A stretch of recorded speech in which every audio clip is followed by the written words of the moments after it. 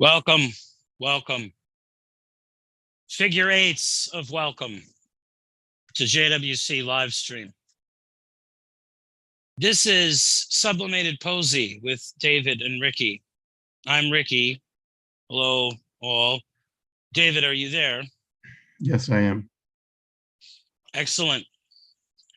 We are creative obsessors, and our content tends to conform to that concept. What is a creative obsessor? Well, a creative person is someone who is seeking creativity, and an obsessor is one who obsesses. So put those two words together, you can get a pretty good idea. Basically, it amounts to we write every chance we get. We write all kinds of stuff too. Today, we're focused on poetry, which is poetic wordplay, poetic voice fulfillment. No matter how you look at it, it speaks of poesy, which is the love of writing poetry and its analysis. And it's you read poetry, you write poetry, read it aloud, read it to yourself, write it as often as you can. I wrote a nice one this week, definitely a keeper. So that creative obsession is a thing to go over, and so we shall. David, how have you been lately, and how is your creativity going? I'm fine. I'm in the last stages of finishing Athenaeum, and I've been writing poetry and essays. Very good, very good. Yeah, I haven't written the next shanty. I have to write a sea shanty for Athenaeum, a couple more that I have designed. I have to get to that this week. The poem had to happen first because I had put it off, and that's just always a bad idea. It stuck though. It is definitely the poem I wanted to write. So I'm not upset about it. I finished my novella is Exsanguinator, about vampires in space. Exsanguinator is going to get tucked in with a bunch of short stories. The name of the short story collection as of now is Orchard, Sundew, Crocus.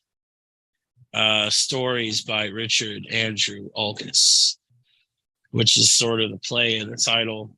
I don't know, maybe I'm being a goose, but I like that title.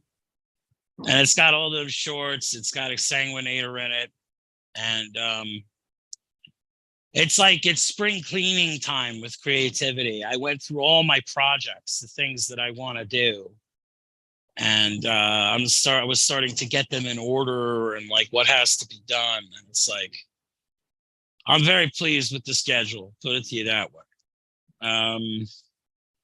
If I keep writing the way I'm writing, in another couple years, I might have a bunch more books in print. So it's fantastic. I love writing books. I love book craft, like chapter writing, and I love designing books, like overall budgets, the chapter outlines. And I love getting them in print and holding them, holding a book, actually holding a thing you wrote, came out of your unconsciousness. It's literally the closest thing you're going to get to a dream come true, or at least that is the case for someone like me. And I derive tremendous satisfaction from it. Now, I also have a book of essays that I did throw down some more words on, but I didn't have a chance to really hit that again. So that's the thing. Creative obsessors have a lot of irons in the fire, or some people say fires in the iron. I don't know. Really depends on what handle you want to put on it. I like irons in the fire because there's that old expression, you strike while the iron's hot. It's definitely that way with creativity as far as the muse is concerned. When the muse is there, ushering you to the to the creative meditation space to write, when you've set the amount of time, the appropriate amount of time for the purposes of devotion.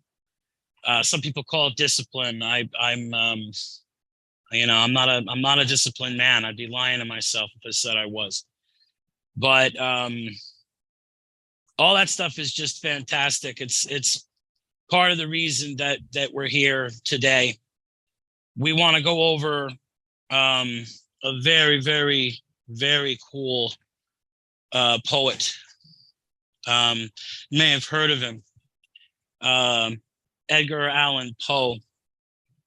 Although for me, I would just call him Edgar Poe, because he didn't really necessarily like the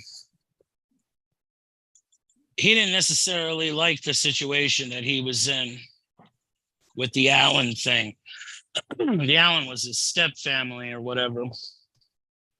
So what we're going to do is we're going to read Annabel Lee. And having a little technical difficulties here, folks. Hopefully it doesn't affect the show, but anyway, we'll just take a leap of faith then. So this is Annabel Lee by Edgar Poe.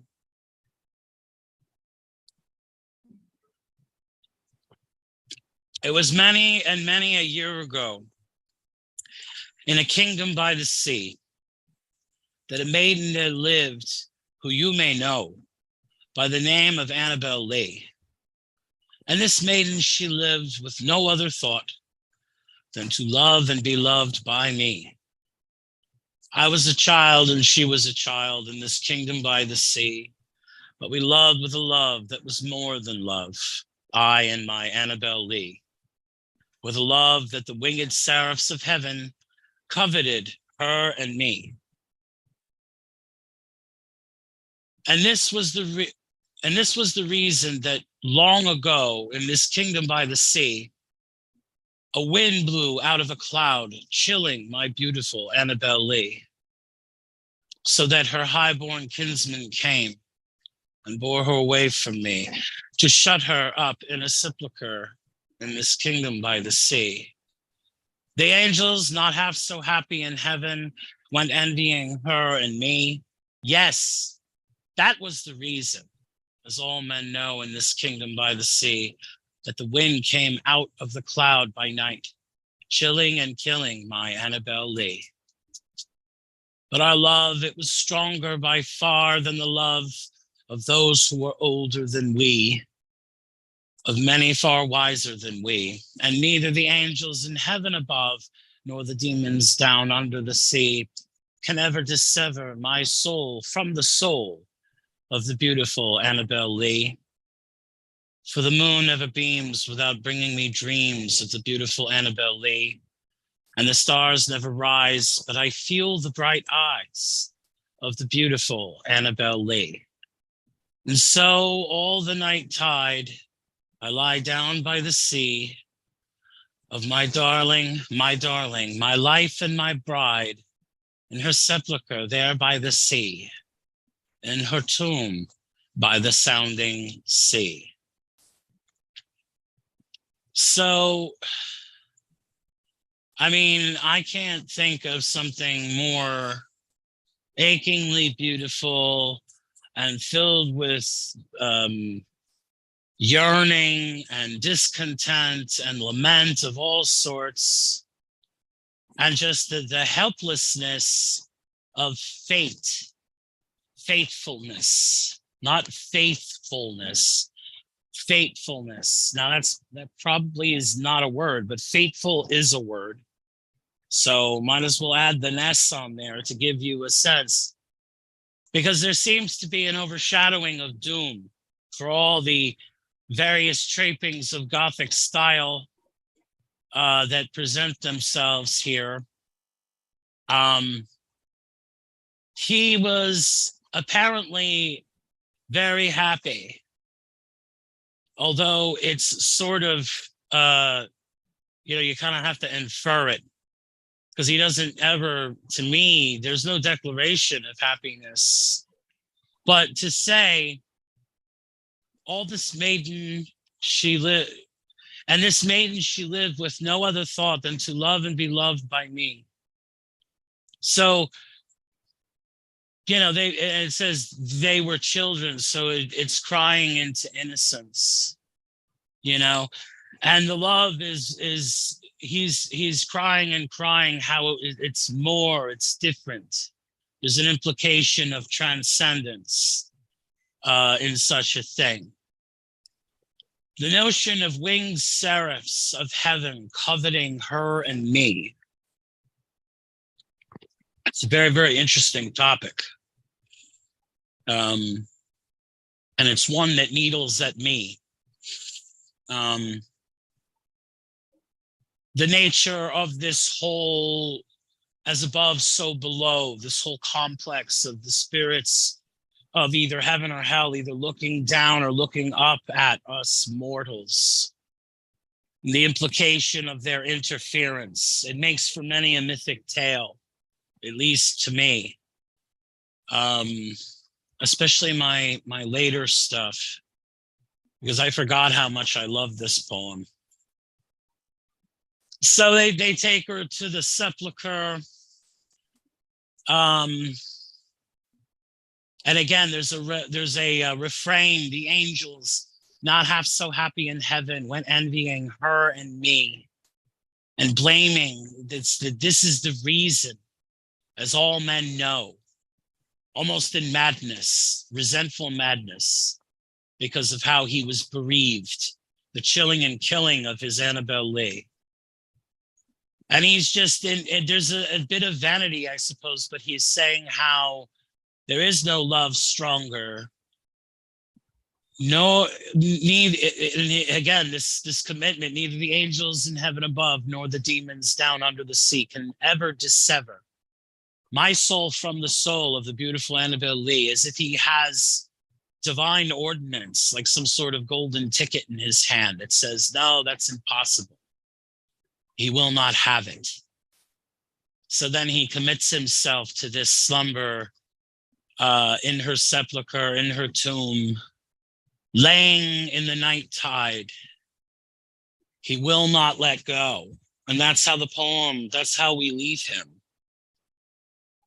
That's quite a thing, quite a powerful thing, I'd say.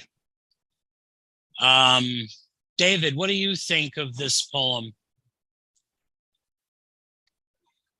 It's a poem that I grew up on.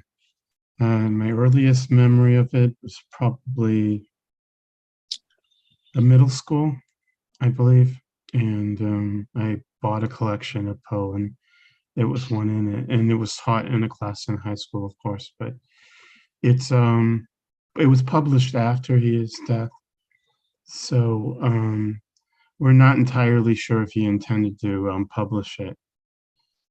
And it has a very short and curbed nature to it. If you look at the lines, they tend to be between 2 and 3 feet. It's a mixed anapest and iambic meter.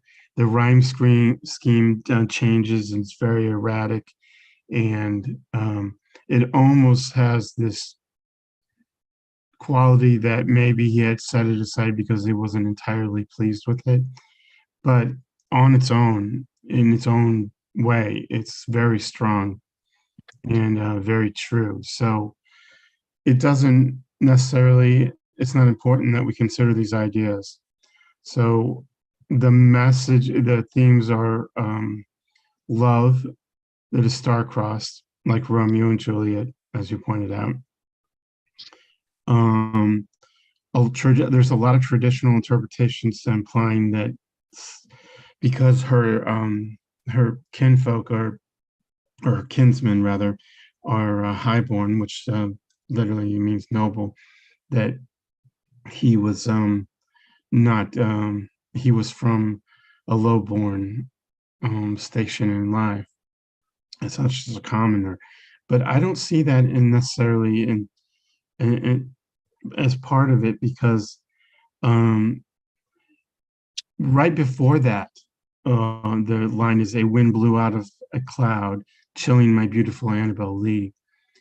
Um, to me, this implies that the sickness came on before her family were involved. So it could be it very well could be that the speaker, who may be the poet, is highborn himself. And I read a lot of interpretations that they say that he was a poor man, and he was a commoner, and she was highborn. But I don't necessarily see evidence of that in the poem. I see evidence that is more biographical, and you can speak of this, because I think it's about the love of Edgar Allan Poe's life. Mm-hmm. So I'm going to swim in contrary to what most people interpret, that this is, the story of a boy who's from the wrong side of the tracks, and he falls in love with this beautiful girl, and it's not meant to be. What are your thoughts on that? Yeah, I mean, I tend to interpret this quite literally, and I don't think he's a poor anything if he's dating the equivalent of a noblewoman courting, as it were. That's how it would be.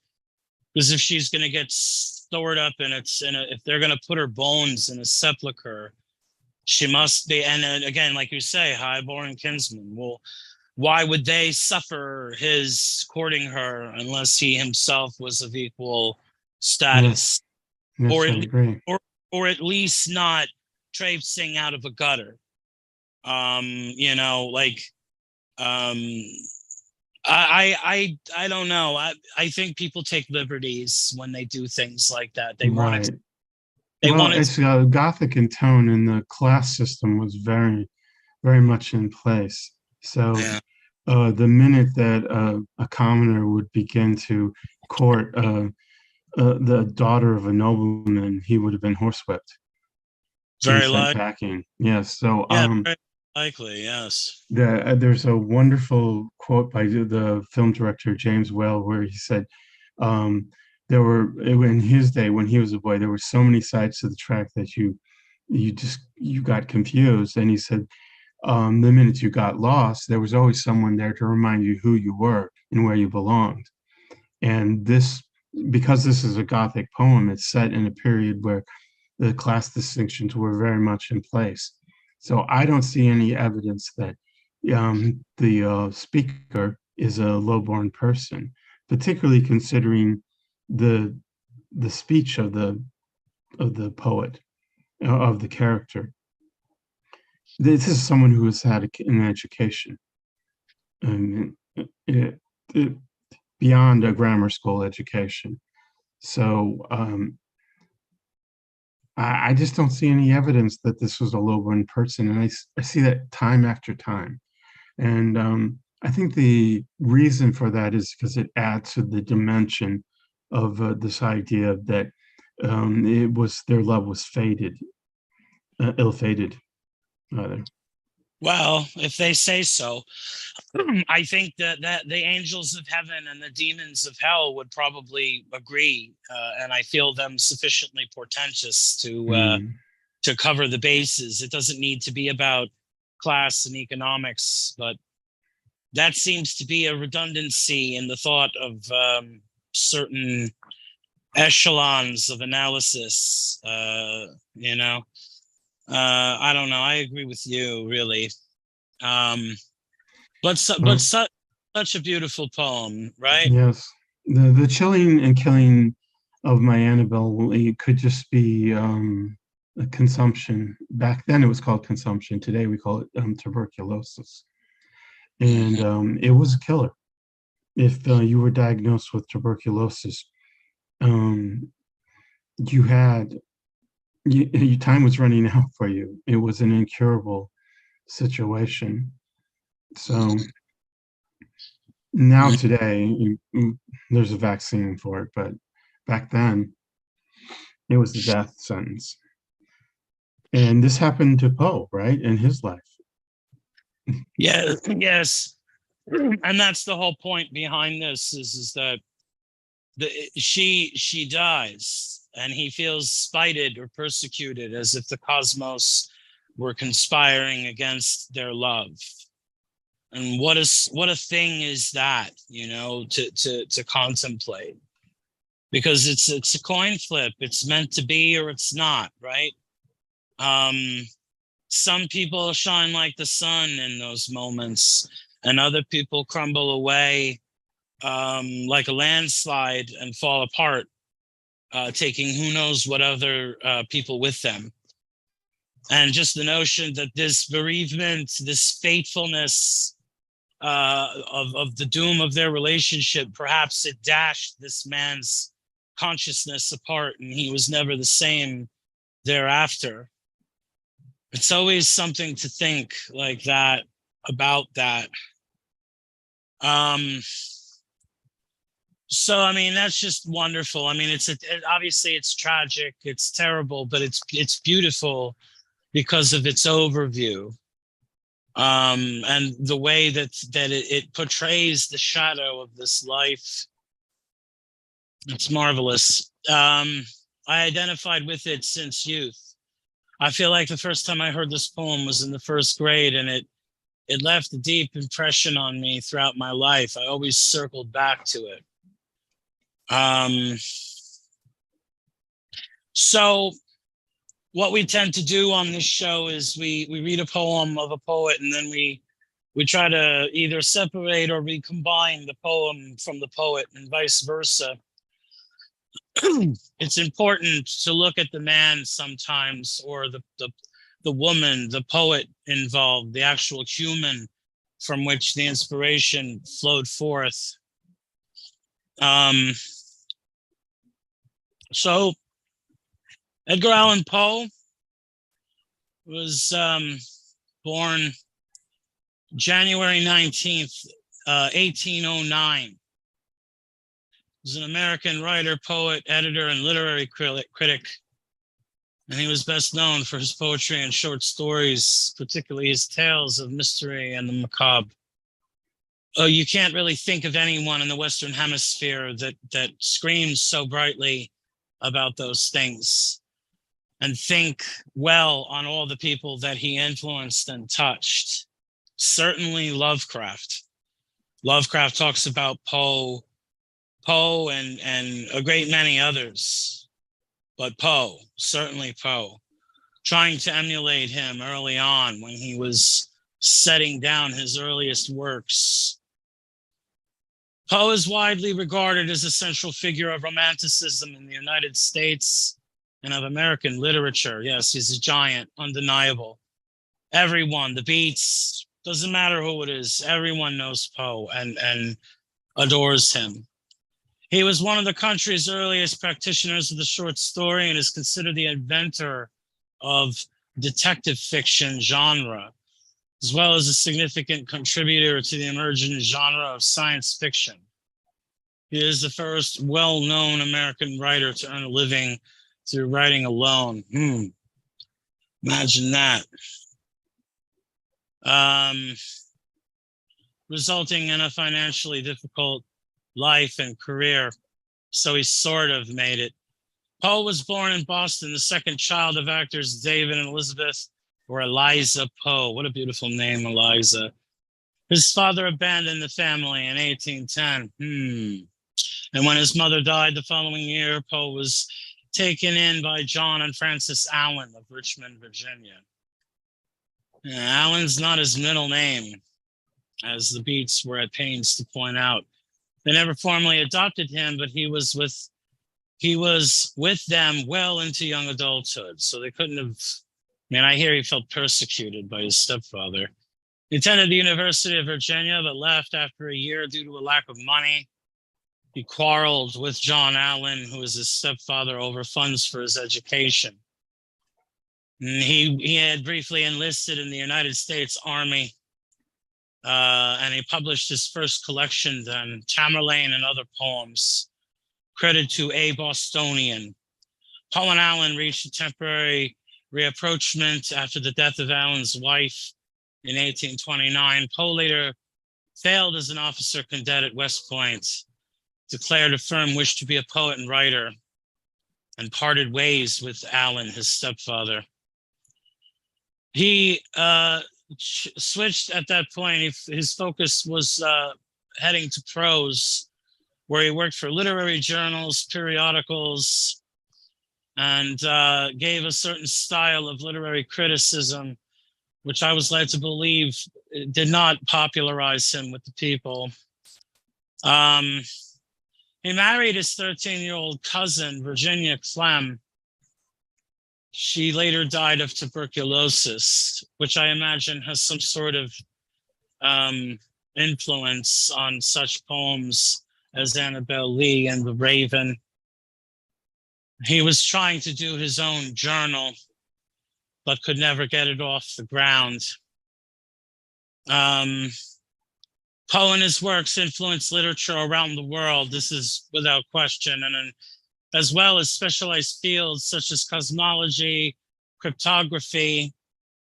He and his work would appear throughout popular culture and literature, music, films, television. A number of his homes are dedicated museums that you can go and visit. The ones that are still standing, certainly. I hope they all are.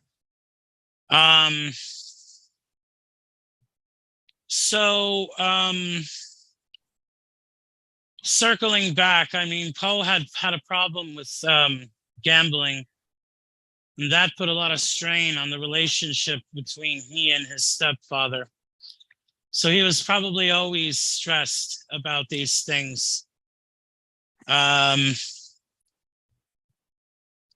had a brother, and after his death, Poe began more earnest attempts to start his career as a writer. But he chose a difficult time in American publishing to do so. He was one of the first Americans to live by writing, but was hampered by a lack of international copyright law. American publishers often produced unauthorized copies of British works rather than paying for the new work by Americans. So he was caught up in a sort of crossover controversy that way. One evening in January 1842, his wife Virginia showed the first signs of consumption or tuberculosis while singing and playing the piano. So that must have been gruesome, which Poe described as breaking a blood vessel in her throat. I imagine there was some sort of discharge. She only partially recovered, and Poe began to drink more heavily under the stress of her illness. So he was a very neurotic man, and between that and all of these issues with his stepfather and now this, he was probably at his wit's end.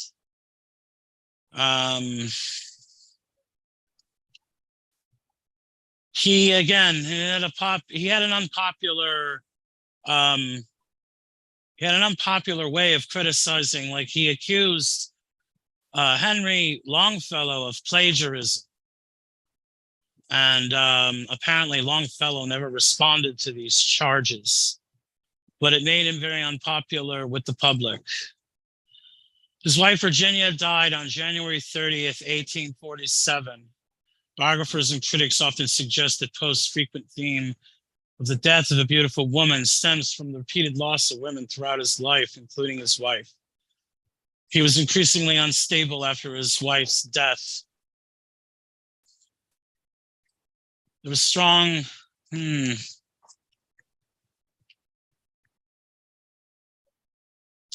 sorry, folks. On October 3rd, 1849, Poe was found semi-conscious in Baltimore, quote, in great distress and in need of immediate assistance, according to Joseph W. Walker, who was the one who found him. He was taken to Washington Medical College, where he died on Sunday, October 7th, 1849, at 5 a.m. Poe is not coherent long enough to explain how he came in this came to be in this dire condition and why he was wearing clothes that were not his own. He is said to have repeatedly called out the name Reynolds on the night before his death, though it is unclear to whom he was referring. His attendant physician said that Poe's final words were, "Lord, help my poor soul." All the relevant medical records have been lost, including Poe's death certificate. Newspapers at the time reported Poe's death as congestion of the brain or cerebral inflammation. An actual cause of death remains a mystery. Speculation has included delirium treatments, heart disease, epilepsy, syphilis, inflammation, cholera, carbon monoxide poisoning, rabies. One theory suggests that Poe's death was resulted from couping, a form of electoral fraud in which citizens were forced to vote for a particular candidate, sometimes leading to violence or murder. And he was supposedly politically active. So that stands to reason. Like he wanted to work for some political party as a speechwriter. So again, we come to the annihilation of a poet, and he's not the only one. Many such geniuses died in this way, passing into obscurity. But he, in particular, because of his excellence, he transcended that. Though in mortality, he collapsed. He came to ruin. His muse and his works and all of his agonies, they go on, they continue. And I mean, the influence alone, let alone his actual work, but the way he influenced poets and poetry, it's undeniable. There are levels, you know, there are levels. It's hard to say, Poe, I don't get it. It's hard to say that. Poe's pretty much undeniable. He doesn't have to be your favorite poet, but the idea that he doesn't show up on a list of some sort is ludicrous, especially with this example. David, you have anything to say about this, the nature of his life? I mean, it sounded like that's the one thing about him, his fated life, the way that it all was. I mean, he sounds like he was in a dreadful state throughout most of it, conflicted and whatnot. What do you say? He was definitely a victim of circumstances that were beyond his control. The death of his father, and then his stepfather that he had absolutely no fondness for, or I would say there was no fatherly bond between the two of them, between father and son. And there was no approval of his chosen profession, nor was there any kind of emotional support or financial support. So when he lost his wife, that was everything. That was his entire family.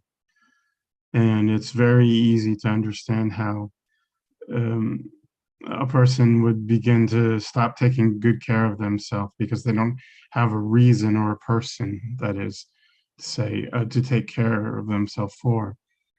So it's just a matter of time and unfortunate circumstances. What's fascinating is the state in which he was found, in clothing that was not his own, and the incoherent state of his mind. That's something we'll never know what the explanation for this is. And I'm willing to bet that it was probably had something to do with his gambling, or he was in a state where he was intoxicated, or possibly he was taking some drug like opium or some other sort of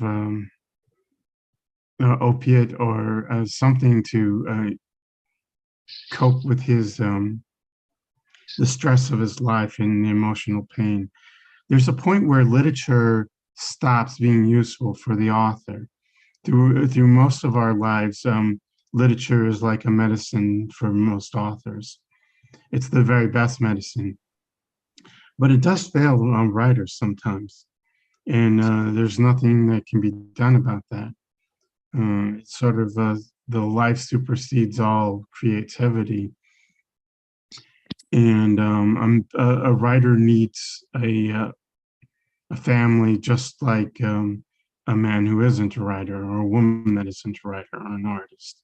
We need some sort of small scale representation of the world, which I always considered families to be sort of like a society, but much on a much smaller scale. So it's very tragic, the end of his life. And one wants to ask, did it need to be that way? He probably suffered from depression, I would assume. And this was aggravated by his alcoholism. And it didn't do him very much good. That he could have possibly remarried had he met some woman that brought him happiness, and we would have had more literature from him and more masterpieces. So it's definitely a very sad and tragic story.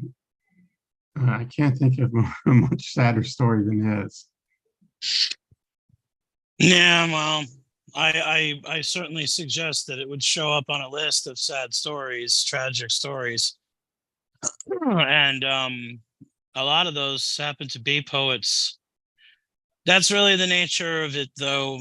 You either cling to consciousness or unconsciousness, either creativity or adaptivity. You either cling to this world, this primary world, alleged material world, or you cling to a different world, a timeless world, a creative world, a transcendent world. And in such a world, Poe was king. In our world, he died in the gutter. He died in personal annihilation after losing so much. No doubt waylaid physically, but certainly taxed of spirit. Those last words are powerful last words, and they definitely point down a certain direction. But that's how it is to be a poet. You have to struggle and keep your head above water. Not a lot of people are there to help you. Not a lot, especially the ones who claim that they are. Those are the ones that are not there at all. So this has been a wonderful show about a wonderful poet, a wonderful poem, a poem that has shaped many lives, including my own. And how can you not honor Edgar Poe for what he's given us between The Raven and that? And he's profuse throughout pop culture, or at least always was. I feel as though Lovecraft is sort of climbing up and taking his place, but no one could blot out Edgar Poe, not in such a short time. Thank you very much for listening to JWC Livestream Sublimated Poesy. Please head to joeswritersclub.com, sign up at joeswriters.club, head to our social media, Facebook, Twitter, Instagram. Most importantly, head to the JWC YouTube page, like and subscribe, especially if you like our content and you know someone else who would. JWC can't make you a better writer, but we can make you a different writer. You have to make yourself the better writer through dedication and creative obsession, reaching for genius, reaching for transcendence. And we thank you very much for listening, and we'll see you again real soon. Farewell, stay creative.